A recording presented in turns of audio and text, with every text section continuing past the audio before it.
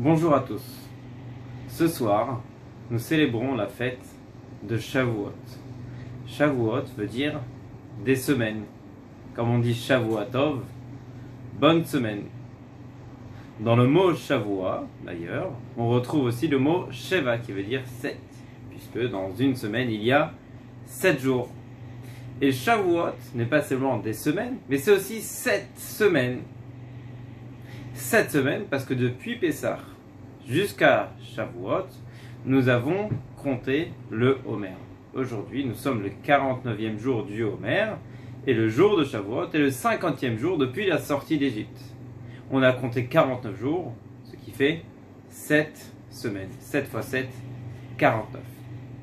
Pourquoi est-ce qu'on a compté le Homer chaque jour? Parce qu'on était impatient de recevoir la Torah au pied du mont Sinaï. Un si beau cadeau qu'Hachem va donner au peuple juif. Mais qu'y a-t-il vraiment dans la Torah? Qu'est-ce que les 10 commandements? Nous avons reçu les 10 commandements. Qu'est-ce qu'il y a à l'intérieur de ces 10 commandements? A priori, rien de particulier. On n'a pas reçu dans les 10 commandements l'interdiction de manger du lait avec de la viande. On n'a pas reçu dans les 10 commandements les interdictions, le devoir de jeûner le jour de Kippour, un jour très important.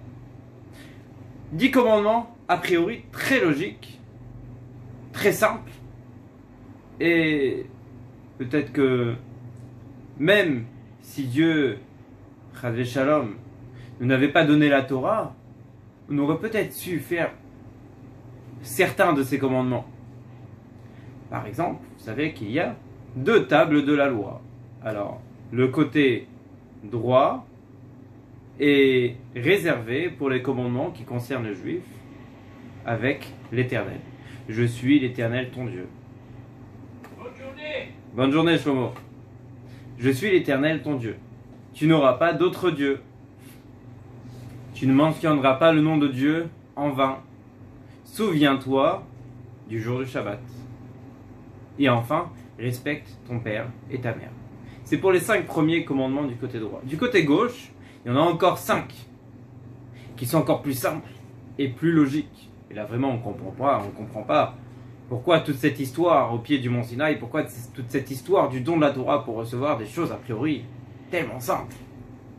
Tu ne tueras pas, tu ne voleras pas, tu ne commettras pas d'adultère, tu ne feras pas de faux témoignages, et tu ne convoiteras pas les biens de ton ami. A priori, des choses vraiment très logiques. Il n'y avait pas besoin que Dieu se révèle au mont Sinaï pour nous enseigner ses commandements. Mais justement, Dieu veut ici nous faire passer un message très important. Tu veux être un bon juif? Tu veux t'attacher à moi? Ne cherche pas des choses spirituelles que personne ne comprend et la mystique. Pour s'attacher à Dieu, il faut une chose. Quand on fait quelque chose, eh bien, savoir le faire parce que Dieu nous a demandé de le faire. On va manger, on va boire, on va dormir, eh bien, on récite une bénédiction avant de manger ou avant de boire. Le schéma Israël avant d'aller dormir. On sait qu'un juif mange, boit ou dort pour pouvoir servir Dieu, pour avoir de l'énergie, pour que son corps ait de l'énergie pour servir Dieu. Tu veux t'attacher à Dieu? Eh bien, que tu fasses les choses en comprenant ou sans comprendre, tu dois les faire parce que Dieu a demandé de les faire. Et c'est particulièrement relié à notre période dans laquelle nous vivons en ce moment, en 2020, où les synagogues sont fermées, où la pandémie tourne encore, le virus tourne encore. Et pour les 10 commandements, alors que normalement, on se réunit à la synagogue pour les écouter, on ne pourra pas se réunir cette année à la synagogue comme tous les ans. Et a priori, on se pose une question très simple. Je ne comprends pas. La vie a repris à l'extérieur. On est déjà fin mai. La vie a repris. Les gens vont à la mer. Les gens vont au travail. Certains sont retournés à l'école. Tous les magasins ont rouvert. Et pourquoi la synagogue reste fermée? La vie, elle reprend. On ne comprend pas. Pourtant, Dieu a écrit dans la Torah, Vachai Bahem. Il faut vivre avec les mitzvot. S'il y a un danger, s'il y a une chose qui peut mettre en péril, Dieu en préserve notre vie, eh bien, il faut s'abstenir de la faire. Alors, donner à manger à notre corps, aller faire les courses, c'est une chose très importante parce que c'est le corps que Dieu nous a donné et on doit s'en occuper justement. Vachai Bahem, il faut que le corps puisse vivre. Mais attention, si tu vas faire quelque chose de bien, tu as envie de faire quelque chose de bien, aller à la synagogue, mais en contrepartie, tu risques de mettre la vie personnelle ou la vie d'autrui en danger, Dieu te dit Venishmartem me'ol et nafshotechem. Fais attention à ta vie. Excusez-moi. Fais attention à la vie. Et donc, la Torah nous demande de faire attention à nous. Et de la même manière, on ne comprend pas. On ne comprend pas pourquoi, a priori, tout a repris. Alors la synagogue aussi aurait dû reprendre. Il faut faire les choses parce que Dieu nous a demandé de les faire, qu'on comprenne ou qu'on ne comprenne pas. Bien sûr, il faut s'approfondir à chaque fois pour essayer de comprendre. Mais les 10 commandements sont des choses simples.